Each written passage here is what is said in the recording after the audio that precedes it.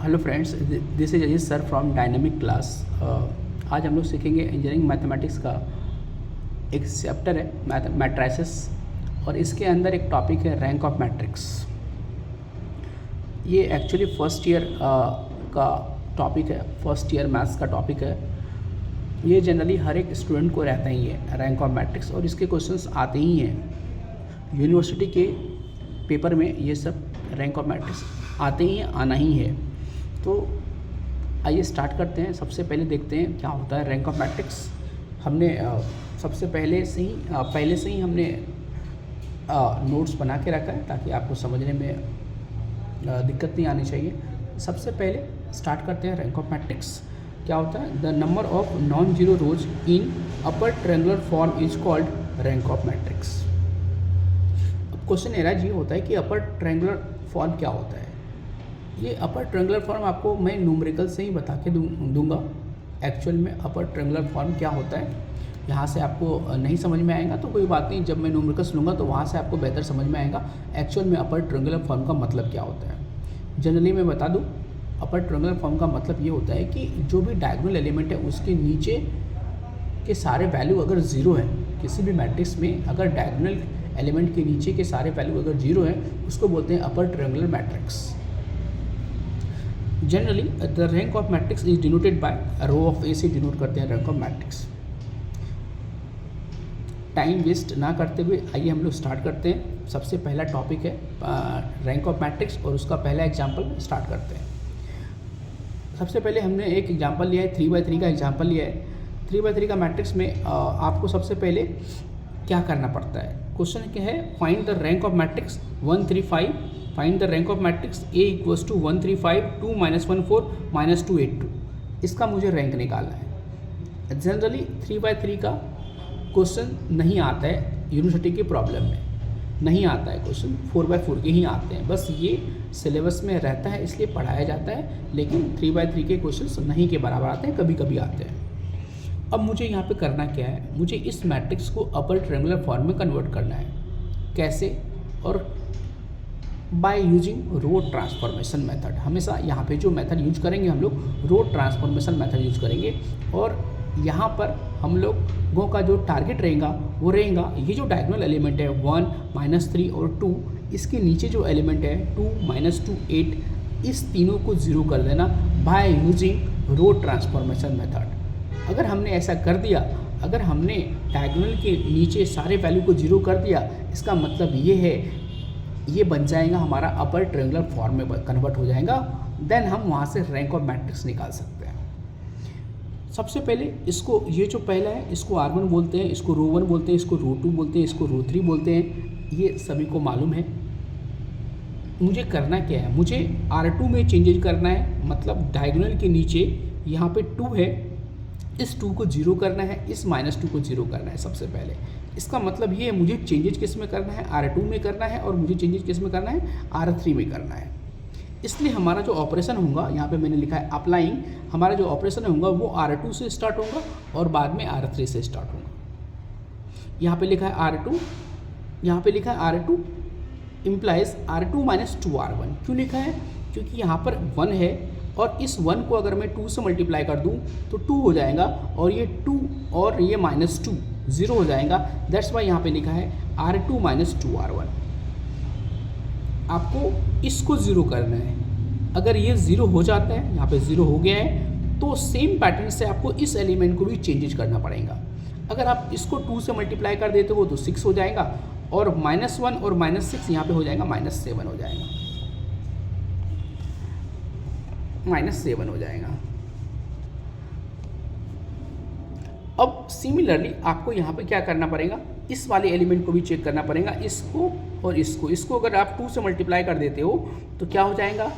10 हो जाएगा। 4 - 10 - 6 हो जाएगा। सेम पैटर्न से यहाँ पे लिखा है R3 इम्प्लाइज R3 + R2। क्यों लिखा है? क्योंकि यहाँ पे -2 है, यहाँ पे +2 है। अगर सिंपली मैं अगर इन दोनों का एडिशन कर देता हूँ तो ये 0 हो जाएगा। यहाँ पर R3 क्यों लिखा है? क्योंकि मुझे चेंजेज R3 में करना है, इसलिए यहाँ पे R3 से स्टार्ट किया है। R3 में क्या करेंगे? R3 में हम R2 को अगर ऐड कर देते हैं तो ये 0 हो जाएगा। सिमिलरली इसको इसमें ऐड कर देंगे तो ये 7 हो जाएगा, इसको इसमें ऐड कर देंगे तो ये 6 हो जाएगा। अब मुझे क्या करना है, अब मुझे इस 7 को 0 करना है और इस 7 के इमीडिएट ऊपर में क्या है, -7 है और यहाँ पे +6 है, यहाँ पे क्या है, -6 है। अगर मैं सिंपली इस दोनों का एडिशन कर देता हूँ, किसका, इसका और इसका एडिशन कर देता हूँ तो यहाँ पे 0 हो जाएगा और यहाँ पे 0 हो जाएगा। इसका मतलब मुझे चेंजेस किस में करना है, मुझे R3 में चेंजेस करना है, इसलिए हम क्या करेंगे, R3 + R2 करेंगे।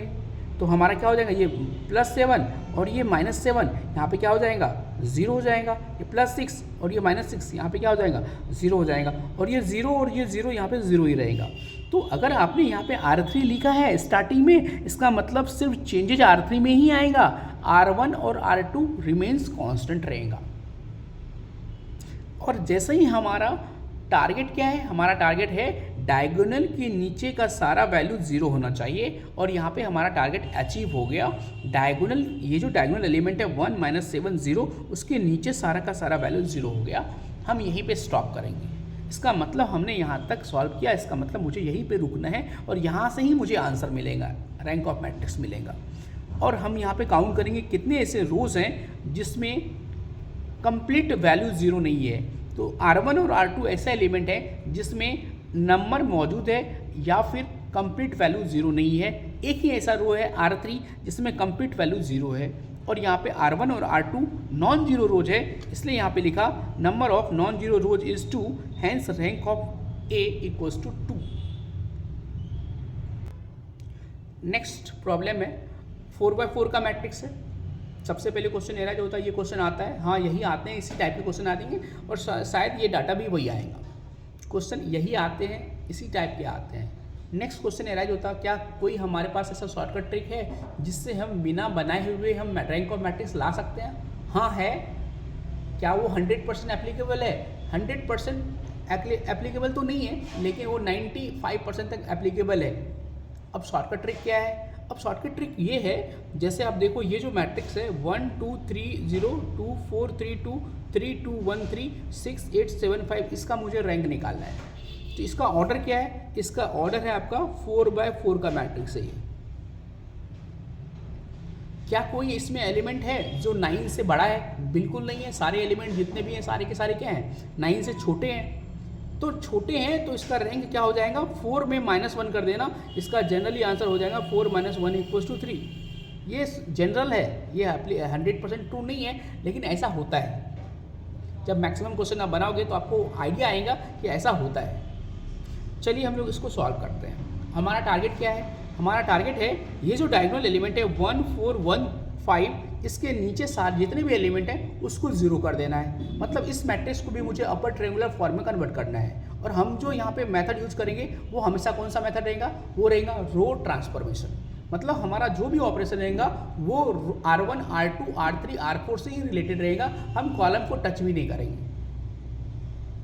चलिए स्टार्ट करते हैं। सबसे पहला एलिमेंट क्या है? सबसे पहला एलिमेंट है यहाँ पे 2, यहाँ पे 3, यहाँ पे 6। मतलब मुझे ये 2 कहाँ पे है? ये R2 का एलिमेंट है। ये 3 कहाँ है? ये R3 में है। ये 6 कहाँ है? R4 में है। इसलिए हमने यहाँ पे लिखा R2, यहाँ पे लिखा R3, यहाँ पे लिखा R4।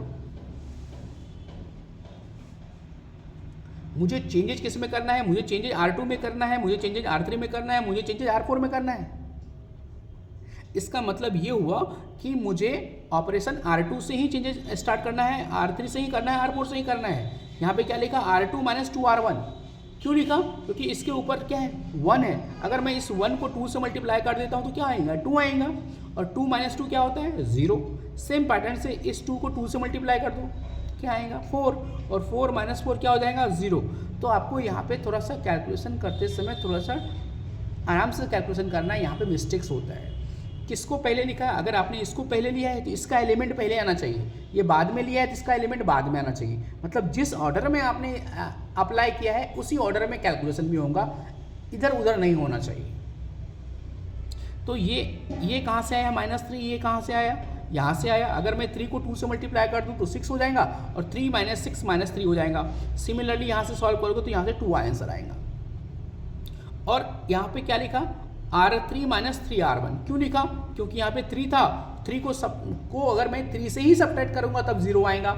और उसका आसान तरीका क्या है, यहाँ पे 1 है तो 1 एक ऐसा फैक्टर है जिससे हम ईजिली कैलकुलेशन करने में थोड़ा सा हमारा ईजी हो जाता है। यहाँ पे क्या हो जाएगा, यहाँ पे 2 है, इसको 3 से मल्टीप्लाई कर दो, 2 माइनस 6 माइनस 4 हो जाएगा। सेम पैटर्न से इसको सॉल्व करेंगे, हमारा ये -8 और यहाँ पे +3 आंसर आ जाएगा। उसके बाद यहाँ पे 0 है, क्यों है, क्योंकि यहाँ पे 6 है, यहाँ पे क्या है 1 है। अगर मुझे यहाँ पे क्या करना है, इस 1 को अगर मैं 6 से मल्टीप्लाई कर दे तो यहाँ पे 6 हो जाएगा, 6 माइनस 6 यहाँ पे क्या हो जाएगा, 0 हो जाएगा। सिमिलरली इसको 6 से मल्टीप्लाई करो 12 हो जाएगा, और 8 माइनस 12 माइनस 4 हो जाएगा। सिमिलरली ये आएगा और ये -11 और +5 आएगा। अब मुझे क्या करना है, अब मुझे इस -4 को 0 करना है। उसको हम 0 कैसे कर सकते हैं, उसको 0 हम कर सकते हैं अगर इसके इमीडिएट ऊपर क्या है, -4 ही है। और -4 को हम -4 से सब्ट्रैक्ट कर देंगे तो वो क्या हो जाएगा, 0 हो जाएगा। दैट्स वाई हमने क्या किया, मुझे चेंजेस R4 में करना है, इसलिए यहाँ पे R4 लिया और हमारा ऑपरेशन भी R4 से ही स्टार्ट हुआ। R4 माइनस क्या लिखा है यहाँ पे R3, यहाँ पे -4 है, ये क्या हो जाएगा, ये माइनस ये प्लस, ये 0 हो जाएगा। सही है, तो यहाँ पे क्या हो जाएगा, यहाँ पे अगर इसको इससे सब्ट्रैक्ट कर दूँ ये 0 हो जाएगा, इससे सब्ट्रैक्ट करो -3 हो जाएगा, इसको इससे सब्ट्रैक्ट कर दो ये 2 हो जाएगा। सही है, तो ये क्या हो जाएगा, 0 -3 2 हो जाएगा। अब मुझे क्या करना है, अब हमारा टारगेट अचीव हुआ क्या, नहीं हुआ। क्यों नहीं हुआ, क्योंकि ये जो हमारा डायगोनल एलिमेंट है उसके नीचे ये -4 मुझे डिस्टर्ब कर रहा है। अगर मैं एक काम कर दूं, क्या कर दूं, इस 0 को यहाँ पे ला दूं तो हमारा काम बन जाएगा, क्योंकि हमारा जो टारगेट रहता है वो रहता है डायगोनल के नीचे सारा वैल्यू 0 होना चाहिए। वो 0 हो रहा है क्या, नहीं हो रहा है। क्यों नहीं हो रहा है, क्योंकि ये -4 मुझे डिस्टर्ब कर रहा है। अगर मैं इस -4 के एलिमेंट को यहाँ पे कर दूँ और इसको यहाँ पे कर दूँ तो हमारा काम बन जाएगा। हम रो को इंटरचेंज कर सकते हैं, मतलब R2 और R3 को हम इंटरचेंज करेंगे। कैसे करेंगे, यहाँ पे हमने एरो मार के हमने समझाया है कि अगर हमने उसको 0 डाल दिया तो हमारा आंसर क्या हो जाता है यहाँ पे, अगर हमने इसको इंटरचेंज कर दिया तो हमारा जो टारगेट है वो अचीव हो जाएगा। ये पूरे एलिमेंट ऊपर चले जाएंगे, ये पूरे एलिमेंट नीचे आ जाएंगे। ठीक है, तो हमारा टारगेट, ये पूरे एलिमेंट नीचे आ जाएंगे, ये मतलब ये पूरा एलिमेंट ऊपर चले जाएगा, ये पूरा एलिमेंट नीचे आ जाएगा, ऐसा आएगा। ये इसको मैंने यहाँ पे लिखा है, ये ऐसा दिखेगा, है ना। ये इंटरचेंज का साइन दिया मैंने, यहाँ पे लिखा R2 इंटरचेंज R3, और ये पूरा का पूरा वैसे का वैसे आएगा, ये पूरा का वैसे का वैसे आएगा, नहीं ये पूरे के पूरे यहाँ पे आ जाएंगे, ये पूरे के पूरे ऊपर चले जाएंगे, और ये वैसे का वैसे ही रहेगा। अब डायगोनल के नीचे जो जितने भी एलिमेंट हैं वो सारे के सारे क्या हो गए, 0 हो गए।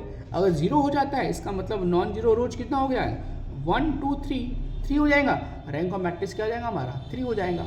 तो देखो हमारा आंसर 3 आया। और यहाँ जो मैट्रिक्स गिवन था वहाँ पे एक भी ऐसा एलिमेंट है जो 9 से ग्रेटर है, नहीं है, तो इसका जनरल आंसर क्या आता है, 3 ही आता है। यही इसका शॉर्टकट ट्रिक है। नेक्स्ट प्रॉब्लम हम लोग बनाते हैं। ये प्रॉब्लम मैंने जानबूझ के लिया है। इसमें जो पहला एलिमेंट है वो 6 1 3 8 4 2 6 -1 है, 10 3 9 7 है, 16 4 12 15 है। अगर आप इसमें देखते हो तो इसमें जो एलिमेंट है वो 10 से बड़ा है। यहाँ पे 10 है, यहाँ पे 16 है, यहाँ पे 12 है, यहाँ पे 15 है, बड़े बड़े डिजिट्स हैं। तो इस टाइप के अगर प्रॉब्लम रहे तो उसका आंसर और भी कम आता, मतलब 4 - 2 2 आता है। इसका ऑर्डर 4/4 है, इसका ऑर्डर 4/4 है, तो यहाँ पे 4 - 2 = जनरली 2 आता आंसर। ये 100% ट्रू नहीं है, लेकिन ऐसा होता है। चलिए हम लोग बनाते हैं इसको। इसके डायगोनल के नीचे सारे वैल्यू को 0 करते हैं, क्योंकि मुझे इसका रैंक निकालना है। और रैंक निकालने के लिए आपको मालूम है मुझे क्या करना पड़ेगा, चेंजेस R2 R3 R4 में करना पड़ेगा इनिशियली, क्योंकि मुझे इसको 0 करना है, इसको 0 करना है, इसको 0 करना है। इसको 0 करने के लिए क्या करेंगे, यहाँ तो 1 नहीं है, लेकिन यहाँ पे क्या है 6 है। अगर मैं इस 4 को इससे मल्टीप्लाई कर दूँ तो 24 हो जाएगा, और अगर इस 6 को इससे मल्टीप्लाई कर दूँ तो 24 हो जाएगा। 24 - 24 0 होता है। दैट्स वाई यहाँ पे लिखा है R2, यहाँ पे लिखा R2 इम्प्लाइज 6R2। इस 6 को इससे मल्टीप्लाई कर दो, इस 4 को इससे मल्टीप्लाई कर दो, तो और बाद में सब्ट्रैक्शन करेंगे तो यहाँ पे क्या हो जाएगा, 0 हो जाएगा। ठीक है, तो ध्यान से देखो यहाँ पर फिर से अगर आप ऑपरेशन कर रहे हो तो क्या लिखा है 6R2 - 4R2। 6R2 मतलब इस 2 को इससे मल्टीप्लाई करो 12 हो जाएगा, -4 हो जाएगा, यहाँ पे 8 हो जाएगा। सेम पैटर्न से आपको इसको करना पड़ेगा सॉल्व, आपको इसको भी सॉल्व करना पड़ेगा, है ना। आंसर 0 8 24 - 38 आएगा। सिमिलरली यहाँ पे 10 है, इस 10 को मुझे 0 करना है, तो यहाँ पे 10 है, लेकिन इसका पहला एलिमेंट क्या है, 6 है। अगर मैं इस 6 को 10 से मल्टीप्लाई कर दूँ तो क्या हो जाएगा, 60। और इस 10 को इससे मल्टीप्लाई कर दो, इस 6 को इससे मल्टीप्लाई कर दो। तो वाइस वर्सा करना पड़ता है इस टाइप के क्वेश्चन, जहाँ पे अलग अलग डिजिट से 1 नहीं रहा तो वहाँ पर वाइस वर्सा से मल्टीप्लाई करना पड़ता है ना। जैसे यहाँ पे देखो आप इसको इससे मल्टीप्लाई करो 60 हो जाएगा, इसको इससे मल्टीप्लाई करो 60 हो जाएगा। तो यहाँ पे 6R3 - 10R1 हो जाएगा, राइट है। तो उसके बाद सिमिलरली यहाँ पे 0 हो जाएगा, फिर इसको इससे मतलब इसका भी फिर से ऑपरेशन करोगे तो 8 आया, फिर से 24 आएगा और यहाँ पे -38 आएगा। उसके बाद सिमिलरली यहाँ पर 16 है और यहाँ पे 6 है। अगर मैं इसको इससे मल्टीप्लाई कर दूँ तो 96 हो जाएगा, फिर इसको इससे मल्टीप्लाई कर दूँ 96 हो जाएगा, 96 - 96 0 हो जाएगा। तो इसलिए यहाँ पे लिखा है, क्या लिखा है, 6R4 - 16R1। और सेम फिर से इसका भी ऑपरेशन करोगे, थोड़ा सा रफ स्केच करना पड़ता है यहाँ पर, है ना, बनाना पड़ता है। फिर हमारा जो आंसर आएगा वो क्या आएगा, 0, 8, 24 - 38। ये ऐसा क्वेश्चन है जिसमें कोइंसिडेंस है, जिसमें तीनों के तीनों वैल्यू क्या आ गए, 0 आ गए। अब मुझे इसको 0 करना है, इसको 0 करना है, इसको 0 करना है, इसको 0 करना है, इसको 0 करना है। तो ऊपर में भी 8 है, नीचे भी 8 है, यहाँ भी 8 है। हम क्या करेंगे, ये इजी हो जाएगा। हम कैसे इसको सॉल्व कर सकते हैं, R3 - R2 कर देंगे। अगर मैं R3 - R2 कर दूंगा तो ये पूरा का मतलब ये भी सेम है, ये भी सेम है, इसको इस पूरे को इससे सब्ट्रैक्ट कर दो, इस पूरे को इससे सब्ट्रैक्ट कर दो, ये पूरे के पूरे 0 हो जाएंगे। इसलिए यहाँ पे लिखा R4 - R2। ये पूरे जैसे ही 0 आ गया, हमारा जो टारगेट होता है डायगोनल के नीचे सारा वैल्यू 0 होना चाहिए, वो टारगेट अचीव हो जाएगा। और यहाँ पे नंबर ऑफ नॉन जीरो रोज कितने हो जाएंगे, 2 हो जाएंगे। इसलिए रैंक ऑफ मैट्रिक्स क्या हो जाएगा, 2 हो जाएगा। जो हमने आपको शॉर्टकट ट्रिक बताया था, अगर डिजिट्स बड़े बड़े हो, देखो यहाँ पे बड़े बड़े डिजिट्स हैं, उसका जनरली आंसर यहाँ पे 2 आता है। ये 100% नहीं होता, लेकिन 95% क्वेश्चन के लिए एप्लीकेबल है। 95 क्वेश्चन में ऐसा आपको देखने को मिलेगा। Thank you for watching.